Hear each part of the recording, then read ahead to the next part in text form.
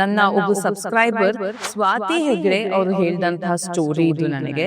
ಇದು ನಡೆದಿದ್ದು ಕರಾವಳಿ ಪ್ರದೇಶದ ಉತ್ತರ ಕನ್ನಡ ಜಿಲ್ಲೆಯಲ್ಲಿ. ಈ ಒಂದು ಕಥೆ ಸತ್ಯವಾದ ಘಟನೆ. ನಮ್ಮ ಊರಿಗೆ ಬಂದ್ಬಿಟ್ಟು ನೀವು ಯಕ್ಷಗಾನದ ಪ್ರದರ್ಶನ ಕೊಡ್ಬೇಕು ಅಂತ ಒಂದು ಕಾಗದ ಬರುತ್ತೆ ನರಸಪ್ಪ ಅವ್ರಿಗೆ. ಸಿಕ್ಕಾಪಟ್ಟೆ ಗ್ರ್ಯಾಂಡ್ ಆಗಿರುತ್ತೆ ಅಲ್ಲಿ ಡೆಕೋರೇಷನ್, ಸೆಟಪ್, ಸ್ಟೇಜು.